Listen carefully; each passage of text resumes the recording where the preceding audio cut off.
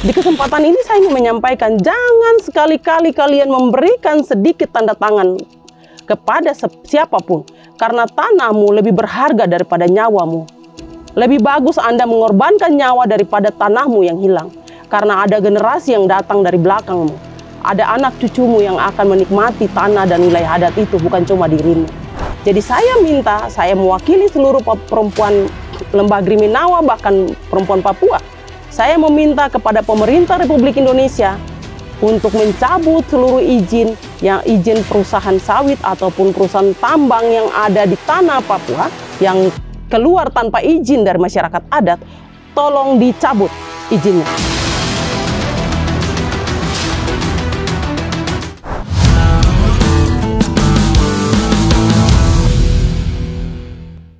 Oke gengs, kita jumpa lagi di podcast DPN Papua, kita bukan DPR. Dan kali ini kita akan bahas tentang nasib hutan Griminawa. Dan kali ini saya bersama Mama Rosita Tecuari, mewakili dari organisasi perempuan adat suku Namrong atau yang biasa disebut dengan Orpa Namrong. Apa kabar Mama? Baik. Oke, terima kasih lagi Mama sudah mau membagikan waktu untuk bagaimana kita bicara tentang nasib hutan Griminawa untuk saat ini. Kita bicara tentang nasib hutan Griminawa, Mama mewakili suara perempuan Griminawa. Saya mau tanya dulu Mama, kita masuk lebih awal bagaimana sampai bisa terjadinya permasalahan ini dan sejak kapan permasalahan ini terjadi? Oke, mungkin saya akan sedikit menceritakan dari awal.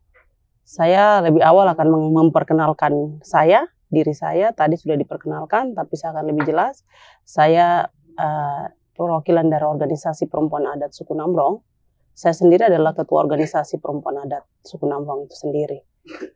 Organisasi perempuan adat suku Namrong ini dia bergerak awalnya dia melindungi wilayah adat suku Namrong. Wilayah adat suku Namrong sendiri seluas 53.000 hektar lebih. Kami bekerja melindungi hutan, wilayah adat, masyarakat adat, budaya lokal suku Namrong, itu yang kami kerja untuk menjaga dan melestarikan apa yang menjadi program-program kami, itu seperti yang tadi saya sampaikan. Ketika dalam perjalanan kami sebagai perempuan, kami mulai bekerja sama, duduk, berdiskusi, melihat dengan bagaimana keadaan situasi awalnya itu dari budaya, mulai hilangnya budaya. Kita perempuan-perempuan yang ada di wilayah suku Namrong, khususnya yang sering sama-sama, kami mencoba untuk bagaimana membuat satu wadah untuk bisa menjaga dan melindungi budaya, melindungi hutan, masyarakat adat. Tapi yang lebih intinya adalah budaya awalnya itu. Tetapi dengan berjalannya waktu, di tahun 2015 sendiri itu mulai berdirinya organisasi perempuan. Kami mendapat informasi bahwa hutan adat, wilayah adat kami seluas 32.000 hektar itu diambil oleh PT Permata Nusa Mandiri. Tetapi pada waktu itu posisinya kami baru berdiri, kami belum kuat. Jadi kami tidak bisa melakukan apa-apa. Walaupun hati ini tidak terima. Ada perusahaan harus ambil wilayah adat sebesar itu, seluas itu. Tetapi kami terus melakukan pendekatan-pendekatan kepada masyarakat adat, memberikan pemahaman kepada masyarakat adat untuk tidak harus menerima perusahaan. Karena perusahaan itu dia hadir untuk, ini perusahaan kelapa sawit, dia hadir di sini. Saya secara pribadi, saya pernah mengalami atau pernah menjadi karyawan kelapa sawit, yaitu PT Sinarmas. Jadi saya sudah pernah merasakan bagaimana orang kerja di dalam sebagai karyawan sawit itu. Sehingga saya memberikan pemahaman kepada teman-teman, awalnya kepada teman-teman perempuan. Apakah kita akan kehilangan ruang gerak kita, ruang hidup kita? Karena di masyarakat adat, khususnya untuk kami di wilayah suku Namrong dan wilayah Grimi, itu hutan itu sangat dekat dengan perempuan, sangat dekat dengan ibu, sangat dekat dengan mama. Karena perempuan sendiri, ibu dia akan pergi ke hutan untuk mengambil kayu bakar, mengambil obat-obatan jikalau anaknya sakit. Dia juga akan pergi mengambil serat-serat kulit kayu untuk membuat anyaman-anyaman untuk dia akan jual itu anyaman-anyaman yang dia buat menjadi noken dan yang lain-lain, dia akan jual, dan dari hasil jualan itu akan memenuhi kebutuhan ekonominya dalam rumah tangga itu. Jadi saya dengan teman-teman kami dalam organisasi perempuan, kami awalnya pendekatannya kepada perempuan. Dan menyampaikan kepada perempuan bahwa kita akan kehilangan wilayah adat kita. Yang mana wilayah adat itu adalah ruang gerak kita bersama. Di tempat itulah kita akan mencari, menghidupi anak-anak, menghidupi keluarga. Itu gerakan itu mulai jalan, tapi penyadaran itu kami berikan karena masyarakat adat sebagian besar itu mereka tidak percaya. Tidak percaya, masa hutan adat, hutan tetap seperti biasa? Bagaimana mungkin bilang hutan ini atau wilayah adat ini sudah jadi miliknya perusahaan? Atau mungkin ada sesuatu, ada keinginan, ada sesuatu yang sehingga kalian sampaikan bahwa ini ada hutan adat, kita akan kehilangan hutan adat. Padahal kalian punya keinginan sesuatu, ada menginginkan sesuatu dari masyarakat adat begitu. Pas itu juga mendekati dengan situasi tahun-tahun politik, jadi kami tidak didengar dengan baik. Tetapi di awal tahun 2022, bulan Januari, saya sebagai ketua organisasi perempuan, tetapi juga sebagai perempuan Tecuari, saya anak dari orang tua saya orang Tecuari, dan saya anak dari Penduafi Tecuari. Waktu itu saya punya bapak masih hidup, tetapi ketika bapak tidak ada, hak kesulungan itu jatuh ke bapak ade. Ketika tahun 2022, bapak yang 2020 bapak yang berikut dari bapak ini meninggal. Jadi hutan kami sudah secara ini adat, bapak ade yang berikut dari bapak ini, bapak Kostan, dia sudah menyetujui untuk hutan itu menjadi wilayah untuk penanaman sawit. Tetapi keluarga besar kami tidak setuju. Seperti bapak Afner, seperti bapak Kris. Ini adik-adiknya tidak setuju sebenarnya, tetapi karena menghargai kakak, mereka diam saja, termasuk kami juga. Kami sebenarnya tidak setuju, tetapi karena kami menghargai orang tua, kami diam saja, tidak melakukan protes atau apa. Tetapi kami tidak ikut terlibat dalam kegiatan-kegiatan dilakukan, seperti pembentukan koperasi dan lain-lain yang dibuat oleh perusahaan, aksi yang dibuat oleh perusahaan untuk bagaimana merangkul masyarakat adat Tecuari itu. Nah, ketika bapak ade ini meninggal, bapak Kostan meninggal, hak kesulungan itu jatuh ke bapak ade yang berikut, karena masih ada bapak ade. Jadi jatuh ke bapak Afner. Ketika di tahun 2022 awal, bapak Afner mendengar informasi bahwa perusahaan PT Permata Nusa Mandiri masuk di wilayah adat, tempat yang mungkin tadi sudah dilihat, di situ 8 buah alat turun. Bapak Afner mendapat informasi itu, dia melapor kepada saya, kepada kami organisasi perempuan. Saya sebagai anak dan sebagai ketua organisasi perempuan, saya juga tidak terima. Pertama, secara keseluruhan, saya sebagai pelindung umum perempuan dan wilayah adat. Yang kedua, saya ini orang Tecuari yang punya hak di situ juga. Saya kehilangan.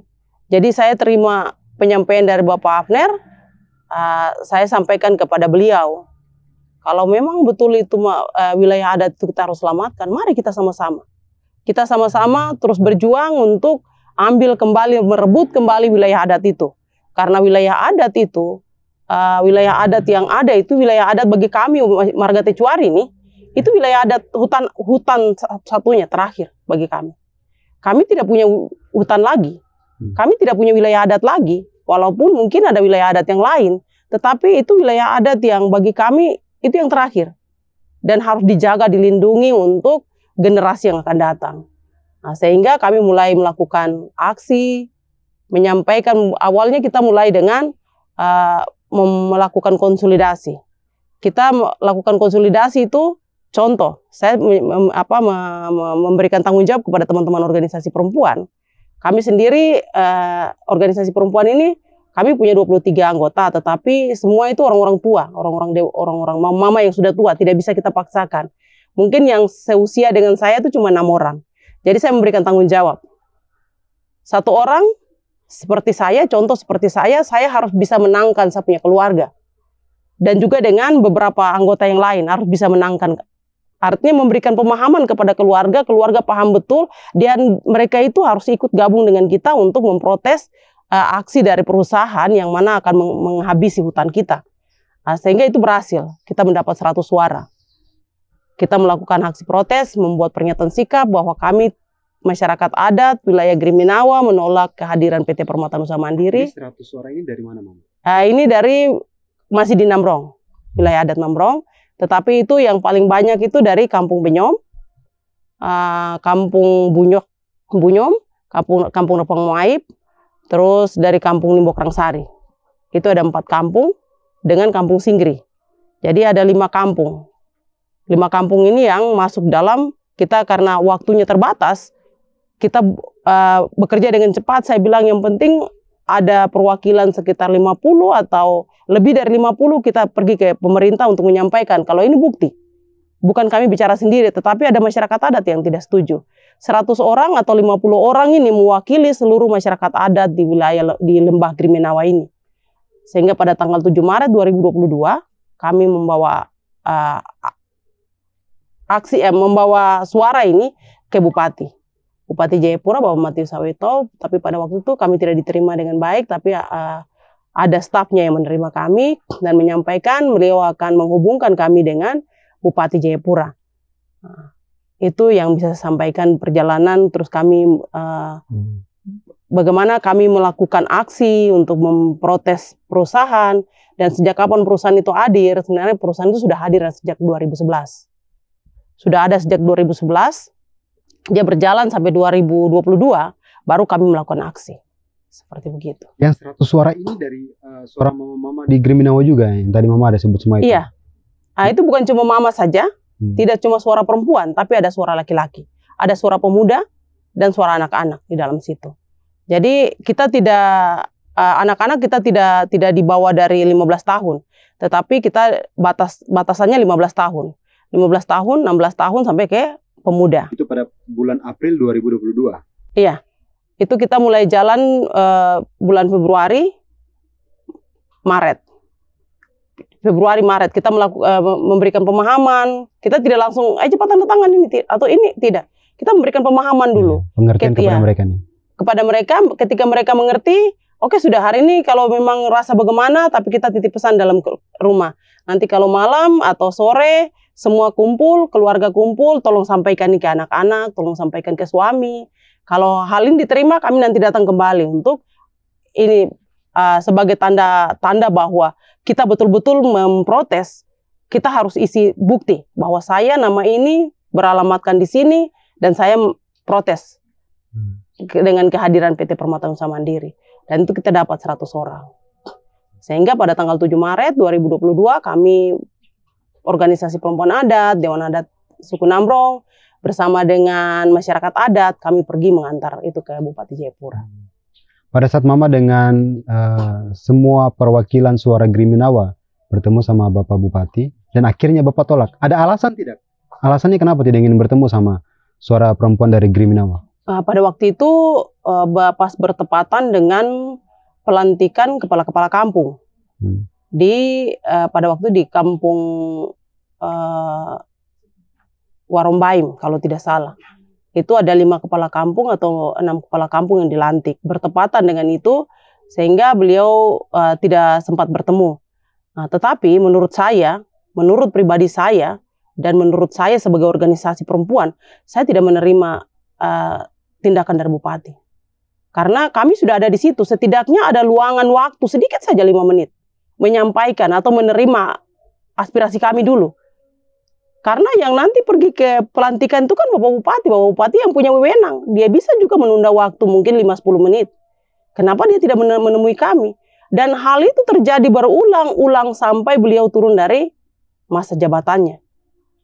Dari awal memang kita sudah prediksi bahwa memang Bapak dia akan membawa kami seperti putaran air yang nanti terus bawa kami ke dalam jurang. Seperti air yang berputar dan masuk ke dalam lubangnya. Itu analisa saya pada waktu itu. Bapak ini akan putar-putar kami karena hari ini saja beliau ada. Kenapa dia tidak temui kami? Terus dia suruh memberikan mandat kepada salah satu stafnya yang menemui kami. Sebenarnya kan itu bagi saya sebenarnya Bapak tidak mengerti adat. Bapak punya masa kepemimpinan, Bapak ingin supaya Kabupaten Jayapura menjadi kampung adat, menjadi kabupaten yang mengerti atau menjalankan adat, tetapi Bapak sendiri tidak mengerti adat. Kami sudah datang, setidaknya sebagai anak adat, Bapak harus menemui kami dulu. Memberikan waktu 5 atau 10 menit. Setelah itu baru Bapak silakan jalan pergi. Tetapi kami tidak diterima dengan baik. Dan kejadian itu terjadi berulang-ulang kali? Iya, berulang-ulang kali. Sampai beliau turun dari jabatan? Benar. Selain ketemu sama Bupati, kemana lagi suara perempuan Griminawa ini? Ketika kami habis ketemu dengan Bupati, selanjutnya kami terus duduk diskusi. Pulang dari sana kami melakukan evaluasi, diskusi, terus kami terus bertemu dengan PTSP Provinsi Papua. Kami juga bertemu dengan Dinas Perkebunan Provinsi Papua. Kami juga bertemu dengan Kanwil Pertanahan Provinsi Papua. Kami juga pergi bertemu dengan Dinas Kehutanan Provinsi Papua. Dan juga kami pergi ke BPN Kabupaten Jayapura. Dinas-dinas terkait ini kami sudah datangi dan memberikan aspirasi kami. Ini kami. Dan ini masalah yang terjadi di wilayah kami. Kami mau supaya ini tolong diperhatikan dan mencabut izin dari perusahaan. Karena menurut kami, dan itu fakta di lapangan, saya sendiri sebagai mantan yang pernah kerja di perusahaan sawit, dampak sawit bagi masyarakat adat itu cukup besar. Akan membawa kerugian yang cukup besar bagi masyarakat adat. Kerugian yang pertama yang akan dialami oleh masyarakat adat itu yang pertama adalah kehilangan wilayah adatnya. Itu dampak yang paling utama. Dia akan kehilangan wilayah adat. Ketika wilayah adat itu hilang, dia akan mencari makan di mana? Masyarakat adat ini tidak terbiasa dengan pergi menanam sawit, pergi membersih sawit, tidak biasa dengan mengumpulkan sawit. Masyarakat adat ini sudah terbiasa dengan kehidupan mereka meramu. Ketika mereka menginginkan sesuatu, mereka akan pergi ke hutan. Contoh, di rumah tidak ada lauk ini. Dia akan pergi ke hutan, hari ini pergi panah babi 1 ekor, ataupun ikan 1 ekor di sungai, dia bawa pulang sesuai kebutuhannya, dia makan. Ketika habis, dia butuh lagi, baru dia pergi. Tetapi ketika hutan, wilayah adat ini beralih fungsi kepada pihak yang lain, contoh seperti perusahaan sawit, kami kehilangan ini, kehilangan mata pencaharian kami kehilangan gudang obat-obatan yang ada di sana, kami kehilangan dapur kami juga kehilangan tanah di mana nanti kami akan mengelola, mendapatkan makanan di sana. Kami kehilangan dusun sagu di situ, karena di dalam hutan itu ada juga dusun sagu. Bukan cuma yang ada di wilayah di mana yang sementara ini ada masalah, tetapi di seluruh wilayah Papua, khususnya di wilayah pesisiran pantai, pinggiran pesisiran pantai, itu paling banyak dusun sagu.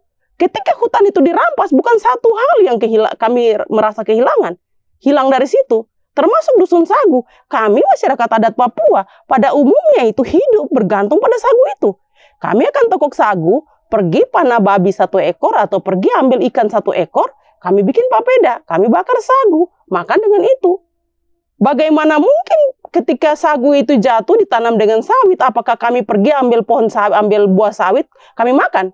Tidak, kehilangan ikannya.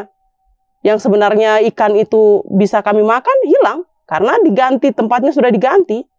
Sudah beralih fungsi dari yang tadinya ada pohon-pohon yang melindungi air untuk tetap ada ikan, ada satwa yang bisa diambil, ternyata hilang, diganti dengan sawit. Nah, itu hal yang pertama. Hal yang kedua, masyarakat adat yang tadi saya sampaikan bahwa masyarakat adat ini tidak terbiasa dengan kehidupan di perusahaan yang harus jam 6 pagi sudah bangun, atau jam 5 pagi sudah bangun, pergi untuk bekerja sampai sore baru pulang. Hal ini akan terjadi berulang-ulang, masyarakat adatnya akan bosan. Yang tadi saya sampaikan bahwa mereka sudah terbiasa dengan kehidupan meramu, kehidupannya berubah begitu saja, dia akan bosan. Memang betul pada awalnya mereka akan bilang bahwa masyarakat adat akan dipekerjakan, akan dispesialkan, betul. Itu terjadi di mana-mana. Dan saya pernah merasakan itu di Sinarmas, di wilayah Lere.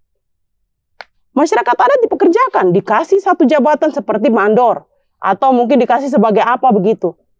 Dia karena tidak terbiasa dengan harus bangun pagi, disiplin dengan waktu, disiplin dengan aturan, dia tidak terbiasa.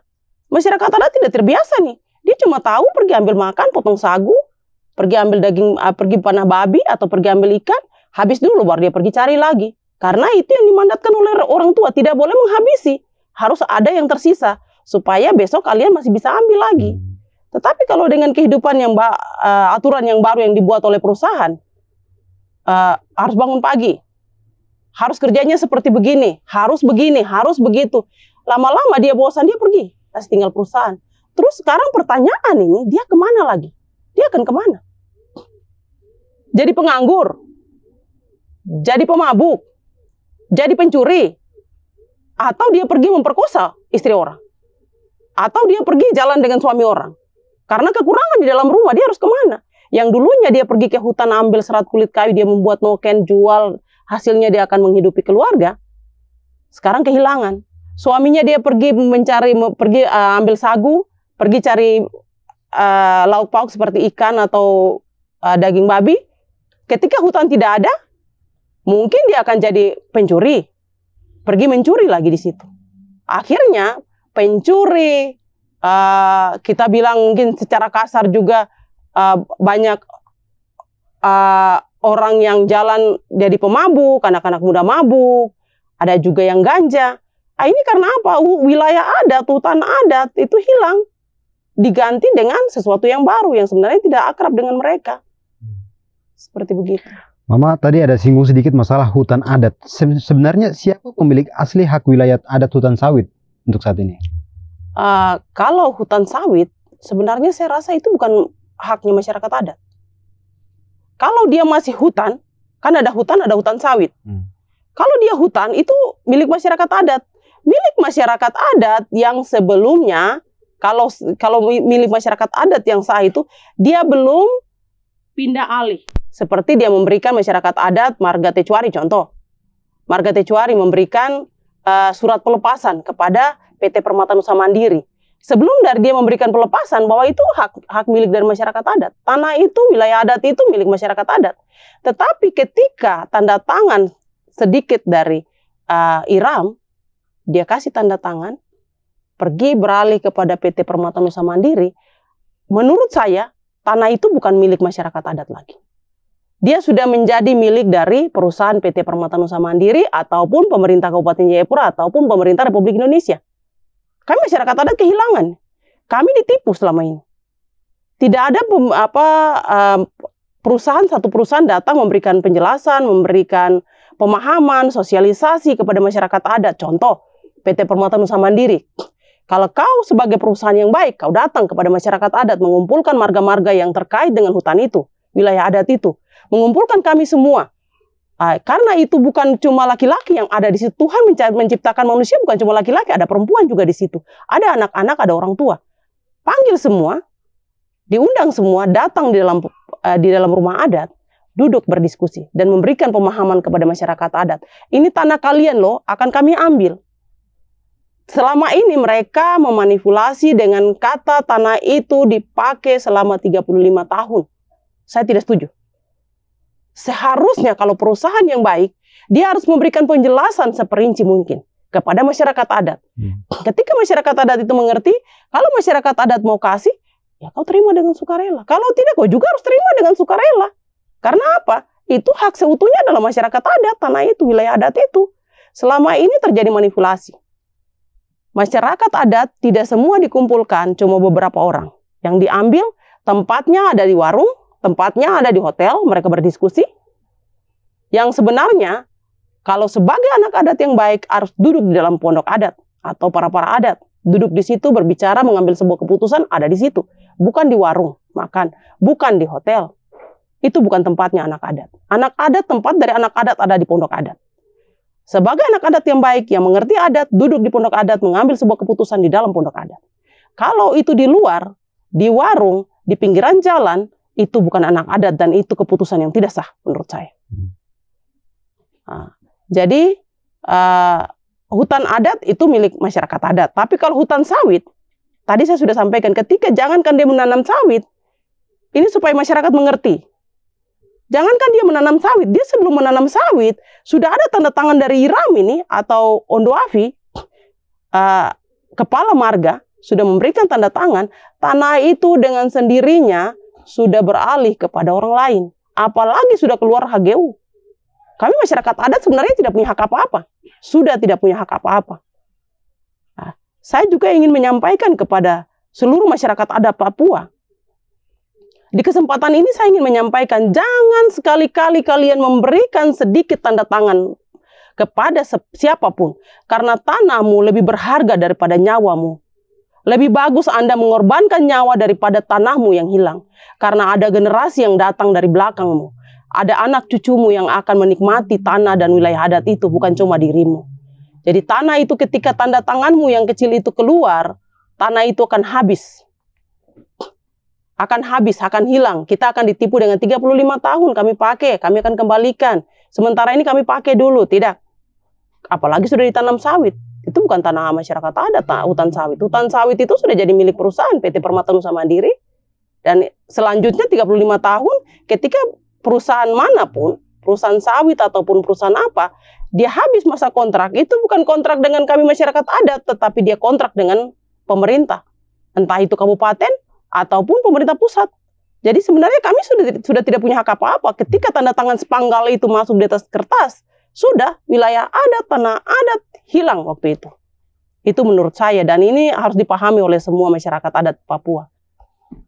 Mama Rosita sebagai Orpah atau organisasi perempuan adat suku Namrong, kenapa sampai sejauh ini yang memasang badan adalah pihak dari perempuan?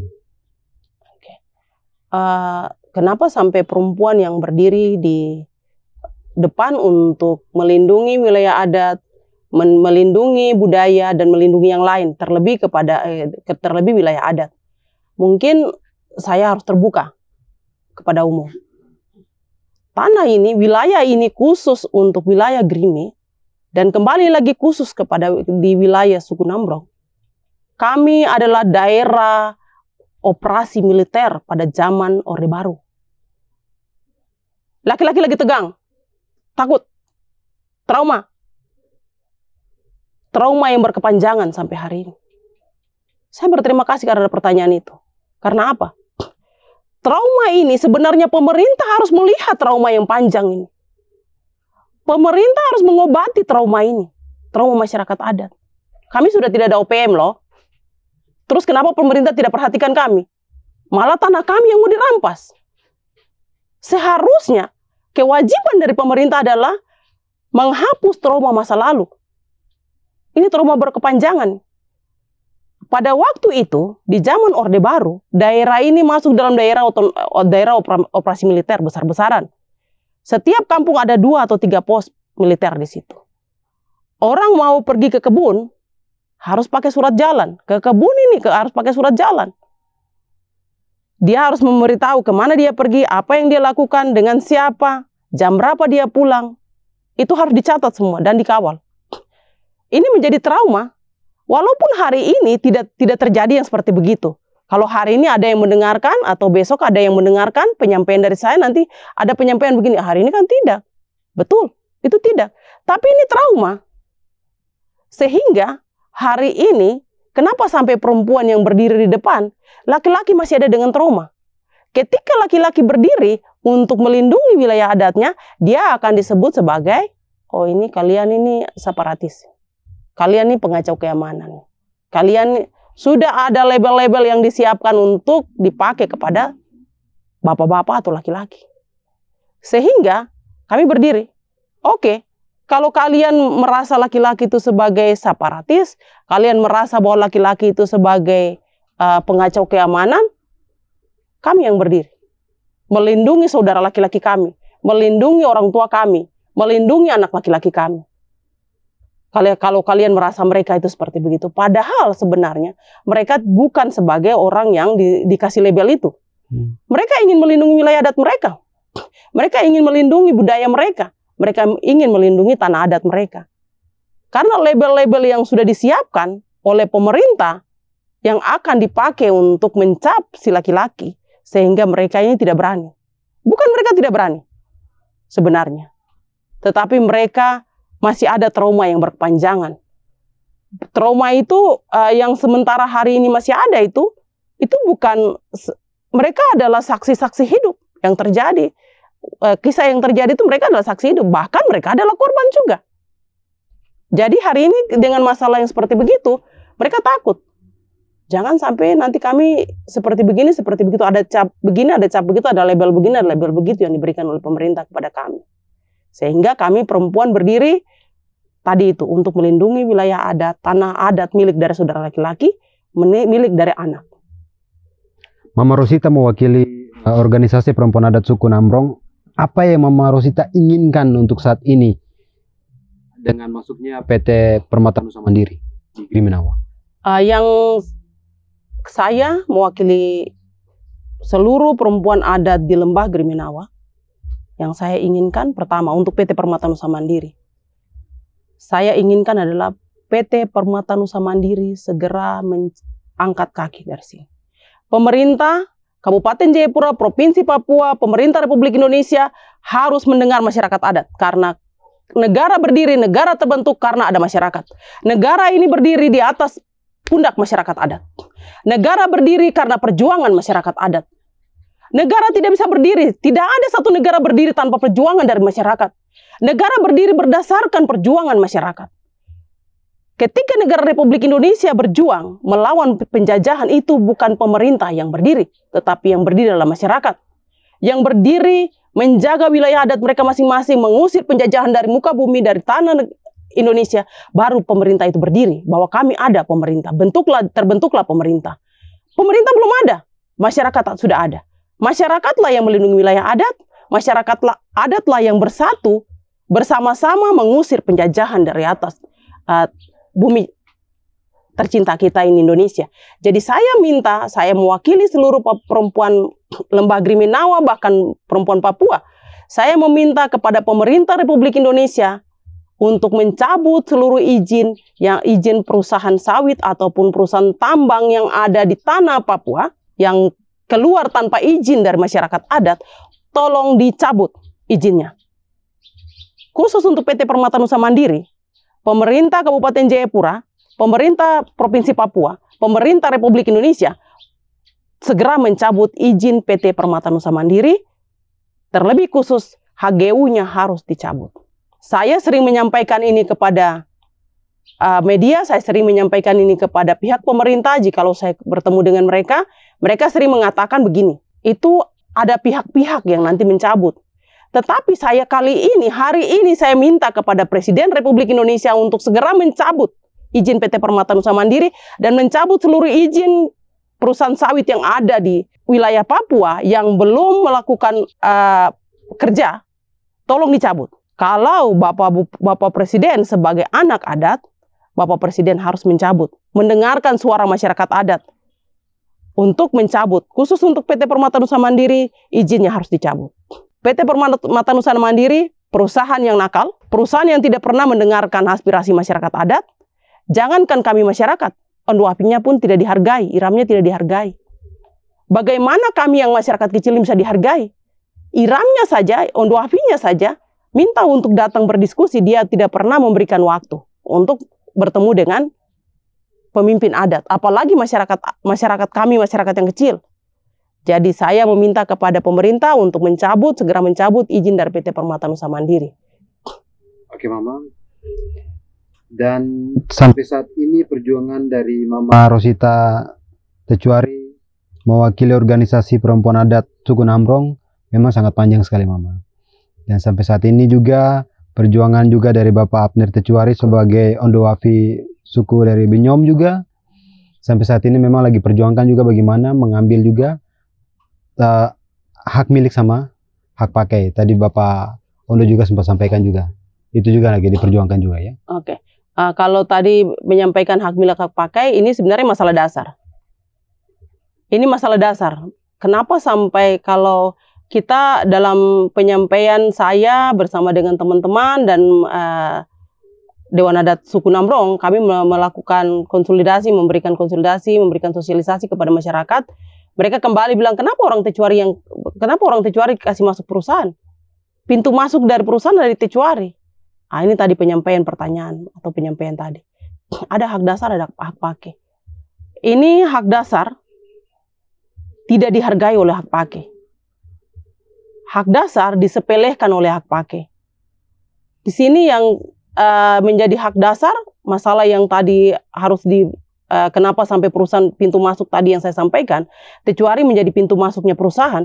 Ini karena orang Tecuari, marga Tecuari, masyarakat adat Tecuari tidak dihargai oleh beberapa marga yang menjadi hak pakai di atas tanah itu.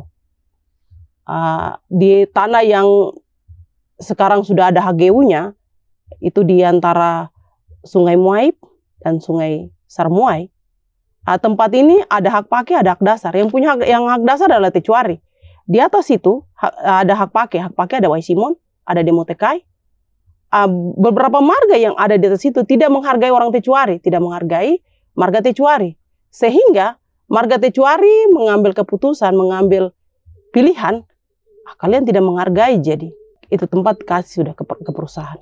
Baru kita lihat. Seandainya kemarin Bapak Afner tidak berdiri meminta untuk organisasi perempuan dan Dewan Adat mendampingi beliau untuk meminta kepada pemerintah untuk mencabut izin, saya sangat yakin, tanah itu sudah diambil, sudah digusur, orang Waisimon di situ sudah ditolak, sudah didorong pergi dari situ karena pernyataan sikap dari marga Tecuari itu cukup keras. Pernyataan sikap pada waktu itu dan disepakati,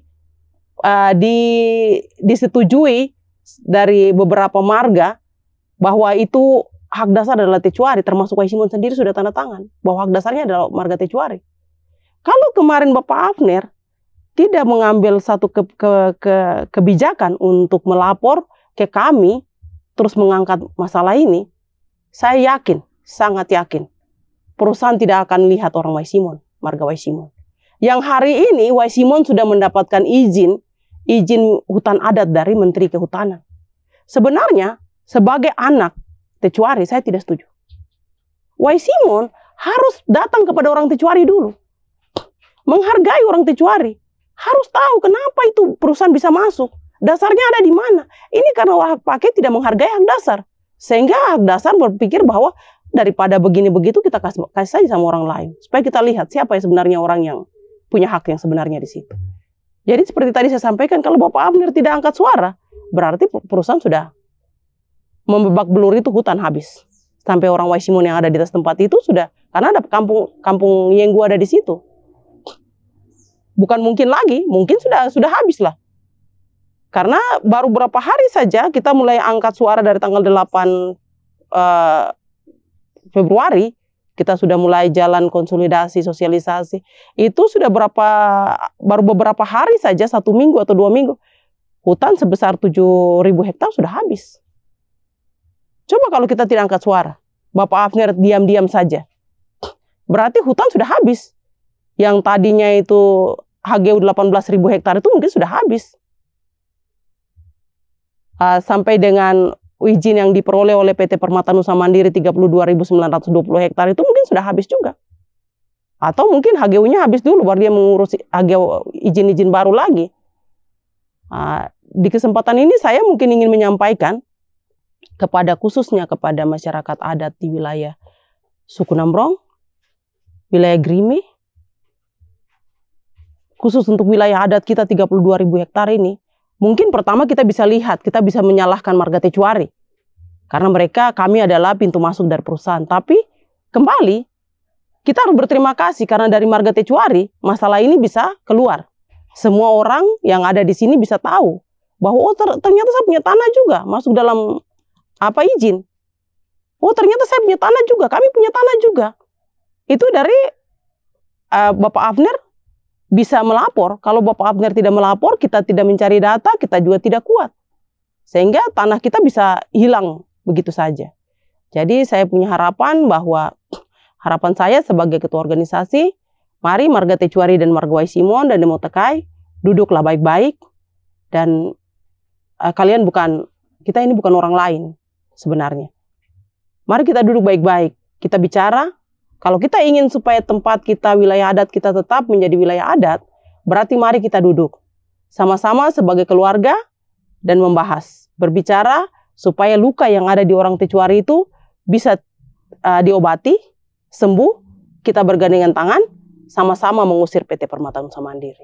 Oke Mama, terima kasih lagi sudah mau membagikan waktu. Semoga perjuangan dari organisasi perempuan adat Suku Nambrong ini terus bisa berupaya bagaimana dengan hak-hak pakai yang ada di sini.